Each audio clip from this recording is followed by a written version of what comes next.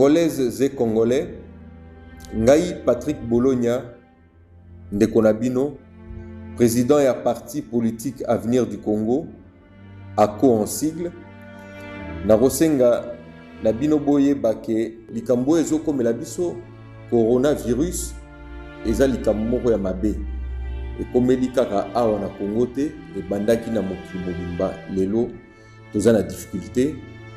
Yangonde na sengi, ndenge zalaki avant tokende ba élection, na sengaki na ba Congolais banso tokende kosala enrôlement, et puis elekaki malamu. Pe bomonaki élection ekendaki esalamaki. Mais lelo, likambo ezo komela biso na kati ya mokili, na kati ya mboka na biso RDC, ezali likambo oyo ezali très grave. To sala nyoso, to se protéger. Ko se protéger, ezana ba mesures d'hygiène oyo OMS etia en place pour na reprotéger baninga na yo moko pe o se protéger.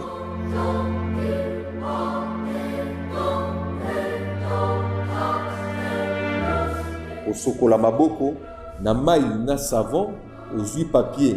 opangusi, obwaki na poubelle, okutani na muninga, kopesa mbote te, distance, et puis soki olingi ko éternuer ou bien ko kosola, otie coude na yo pour ko protéger baninga yo pe o se protéger. Ko simba misute, ko simba zolote, et puis soko za na moyen o lati masque pour na se protéger pe o protéger baninga. Soko za na eloko ko salate ko bima libanda te. Vanda na ndako ya ngonde na osenga na biso banso to la vigilant pour permettre biso to kutana lisusu to solola to mema makambu liboso pour que to sunga mboka na biso boye bake ba Congolais ebele na libanda ya mboka comme awa na kati ya mboka na biso bazo kufa ezali blague te yango nde na kosenga to sala nyoso ke mboka ebeba te to kufisa bato ebele te. Nzambe abatela biso to zala pe na kimia na mabota na biso. Merci.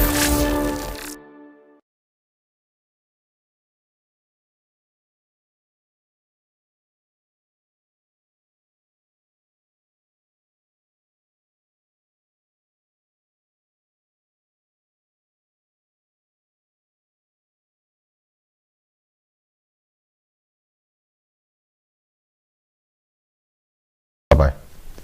See you after this video. Thanks.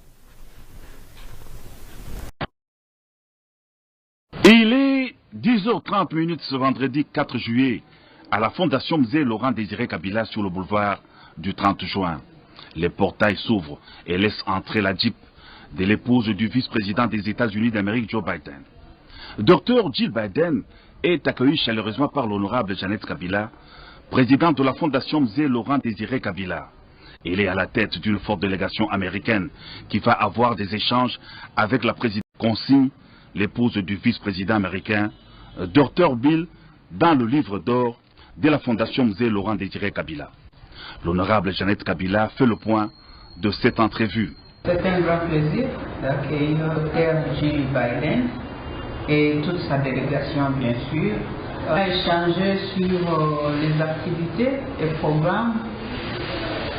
ce qu'elle est en train de faire, et bien sûr ce que notre fondation est en train de faire, et aussi... No, it's not going through. Okay, come and speak to him. Get the phone here. Get the phone, call him to call again, please. Ok, welcome back sur Welcome TV. Nous sommes en train d'attendre un téléphone. C'est dommage. Ils ont les caté. Parce que Azaki n'a besoin, il faut tout sur la masolomo qu'on a parce que ça dirait des boutembo. Bablo na boya yango yo, mais anyway. Nzambe asunga biso parce que tozo la koli ya ndeko moko azobenga biso à partir ya boutembo. Mais selon lui, il y a le biais de alors qu'on est en train d'attendre les alors pour Blo vraiment na bien alinganté en wana. Bon anyway, que Dieu vous bénisse. Alors Boumoni nani ndeko moi c'est Biden tanga ki na kisasa. Alors lelo nangana lo bandenge ni nang. Lelo nangana lo balelo ezala ki problème que moni makamnenge zoleka na Congo. et ça va me distraire peuple et surtout vraiment la situation où il y a mboka na biso nerve mais okendele et mon être dit que ça la kineti za nettement distraction moko mais ça distraction te mais tu t'as net siko li comme téléphone à pamba mutu pas benga zo sala moi ba désordre zo sala bo mais pourtant on est là en train d'attendre le téléphone tout est arrangé mais ils ont les caté parce que mboka eza na ebito so ba connexion eza ndenge nini so kipendenge nini so pendenge to ebité parce que nous sommes à la télévision voilà télévision za loko moko eza te ono zo chana za TV tout le monde bazolanda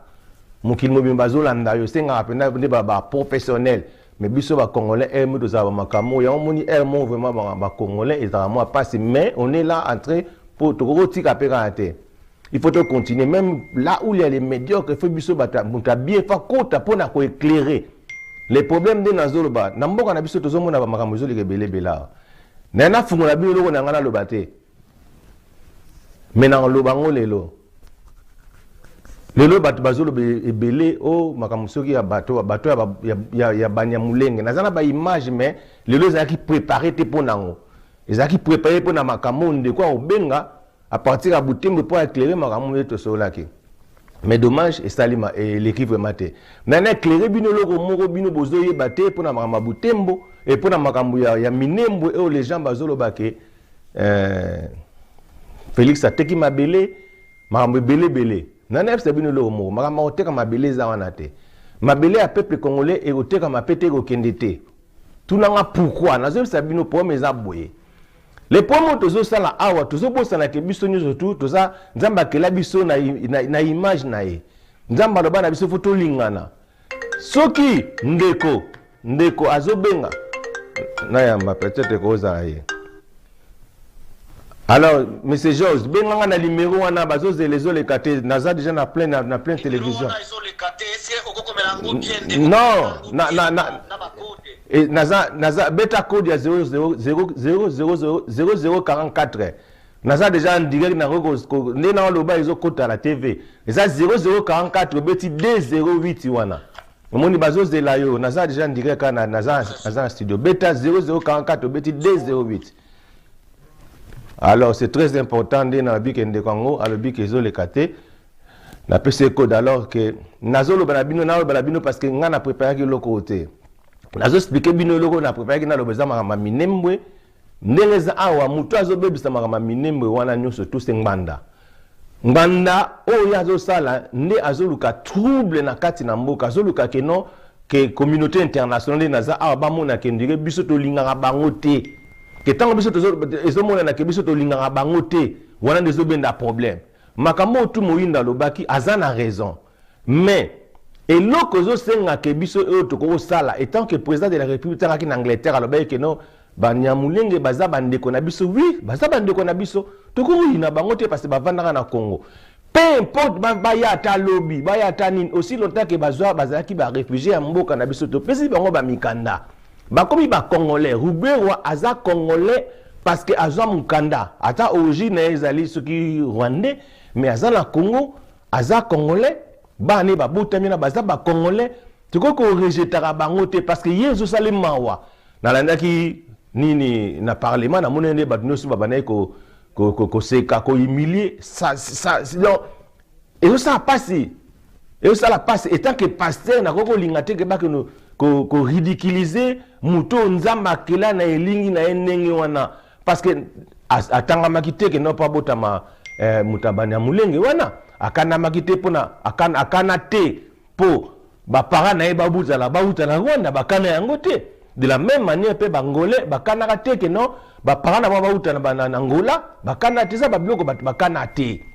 boloko le sala makine ngwana bon esali ke akomi na kati ya Congo bazwi ba nationalité il faut to lakisa bango bolingo wana lokola bazala besoin que minembwe et comme ma commune beaucoup bisango commune ce n'est pas dit que ceux qui minembwe comme commune ba botoli biso te ba ko tikala ko botela minembwe te aussi longtemps que nous tozana batu moko baza très compliqué ba combattant bazaka compliqué ba ko tikala ko botela minembwe te bo pesi bango comme commune bozui que bosali ba université pour bazana plan ko développer minembwe wana boche gouverneur ya minembwe wana neso ba gouverneur bozui mutu ya bazayi boko tchaye kuna na Minembwe muta Congo Central voilà muta Congo Central boko tchaye na Minembwe akomi gouverneur soki gouverneur nde boloba wana gouverneur ya Minembwe akomi gouverneur ya Minembwe bo juste ko ba congolais ya bekolo mususu bo bando sangisa bango te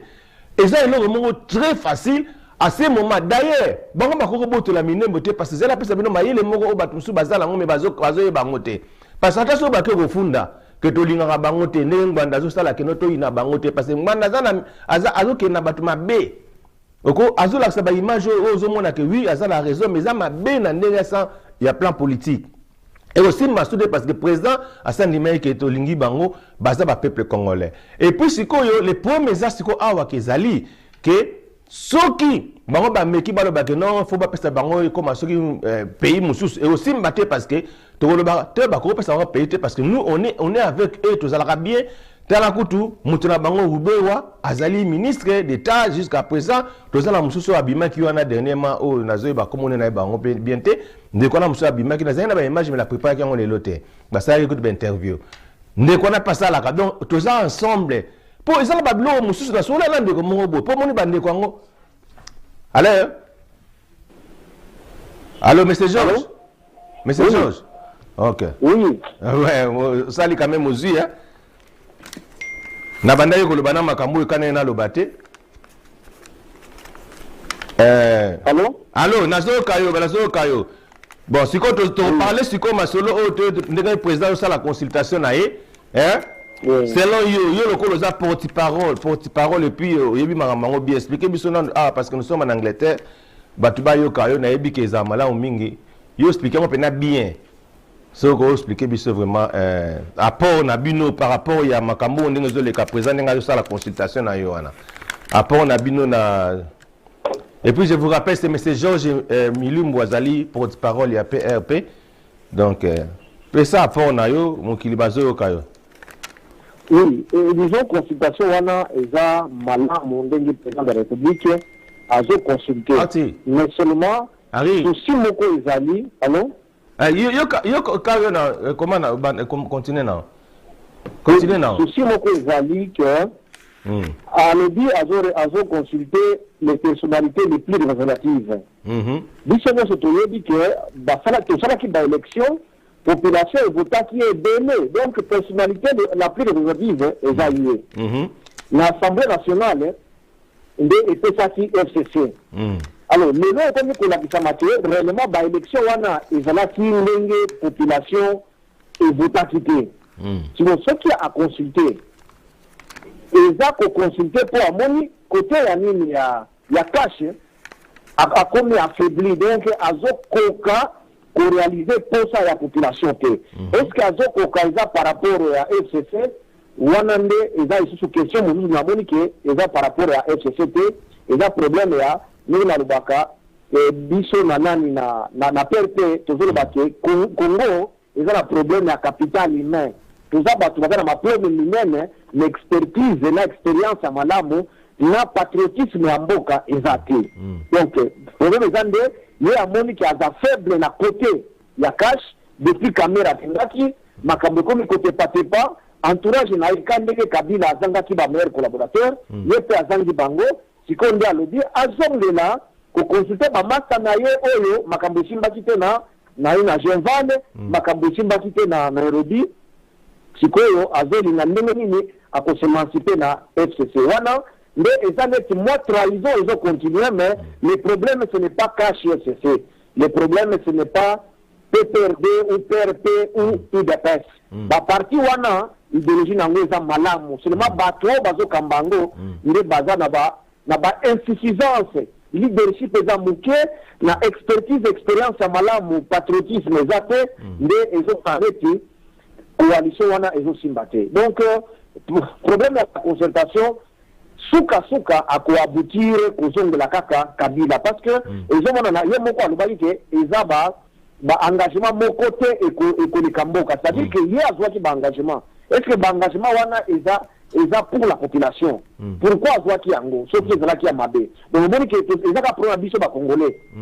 na minute oyo mpo na kimia na bomoko ya mboka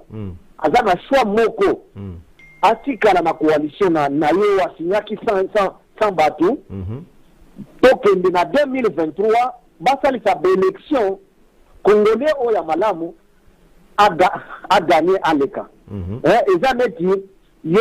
obali mwasi na yo onvitaki no côté onvitaki papa likite mais mokolo makambo simba na libala parce que ebati ke soki oyebisi bango bakoboya makambo simbi te okomi kobenga bango est-ce que bakoya na motema ya koloba ke baye po yo ka bango bakoya na osano boma libala wana ube bakoloba eza libala na yo kende nango donc omoni déjà que bato a consulté bango notamment Jean-Pierre Mbemba na banini ba mususu bazo conseiller kaka amema pe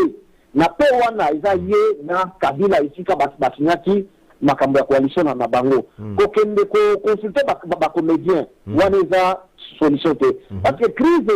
crise ya zoloba eza crise ya gouvernance te eza crise ya accord na bango ndenge basinyaki sans biso nyonso parce que soki crise ya gouvernance wana aza na raison ata moko te parce que ye aza président de la République andimaki programme ya Ilunga oyo ezaki voté na parlement azosala ba conseil des ministres chaque semaine bataxe na biso ezofuta batike bajeton de présence na ba 59 ministres wana rôle munene ya conseil des ministres eza koévaluer action ya gouvernement mokolo nini toyokaki ke na conseil des ministres ye alobaki ke gratuité ndenge ezosimba te kosala ABCD ministre a PPRD wana na ministre a IDPS baza na EPC baboyi kosalela yango omoni ke sur le plan ya gouvernance crise eza te blocage eza te eza problème ya incompétence ya bato oyo bazosala na gouvernement c'est pourquoi ye ndenge makambo nyonso IDPS ezolanda kaka mabe o Kabila asalaki est-ce que c'est parce que Kabila viola constitution qu'il faut que ye pe appeler voilà parce que Kabila azalaki babanere ko collaborateur ye pe azangi bango puis azo continuer na bango tango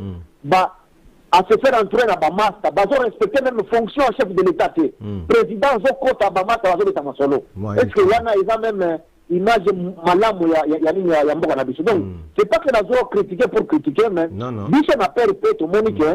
seule solution pour la kimia na mboka oyo il faut dialogue entre ye na Kabila ici ka basinyaki bakor na bango to yebite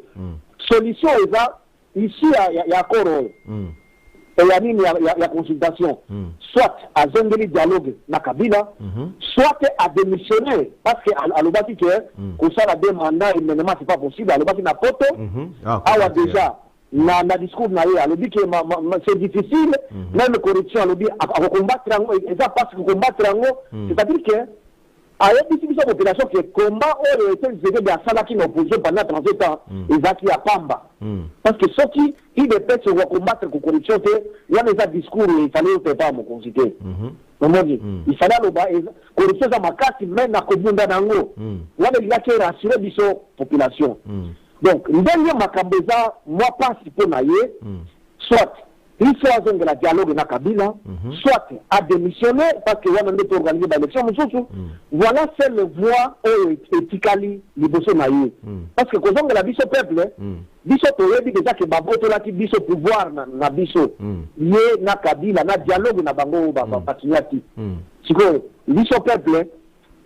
mabe na biso peuple tout ça ba naïf toyebi que banomasi ba député mais to sande kikinya toyebi que basala ki dile na bango wana mais to sande kikinya mais lelo to komi ko soutenir bato oyo babotola ki biso pouvoir wana eza soni pour na biso ba congolais le peuple arabe eboya makambo wana Tunisie na ba pays mususu baboya makambo wana ba autorité soki mutakoni autorité azoto sa peuple mais biso soki komi autorité okomi ko négliger peuple komi ko écraser bango parce que tout ça ba naïf donc consultation est na seule ici eza dialogue na Kabila bango basinyaki ba consultation bango parce que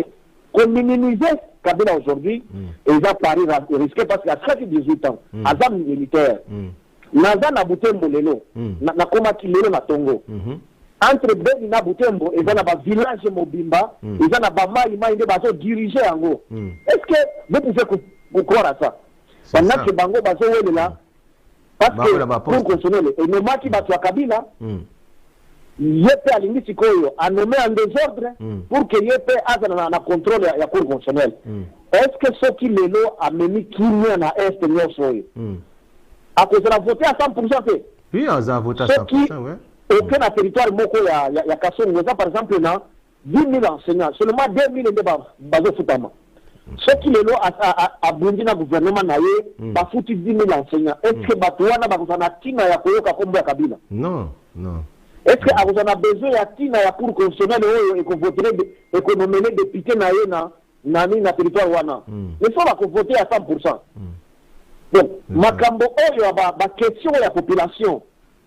Comme ma bango na été prise en charge selon philosophie à Mzee Laurent Désiré Kabila.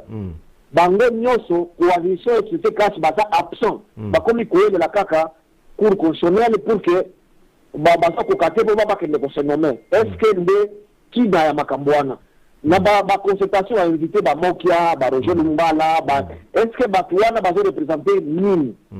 Au moins les catholiques qui n'ont pas de charge à Goloba, il faut que tu aies économie. Okay, merci. Bateau va faire responsable, va conseiller Kimia. Mais Badjalelo va édifier de ma constitution qui a des de l'Assemblée. Est-ce qu'il y a dans ma coquille à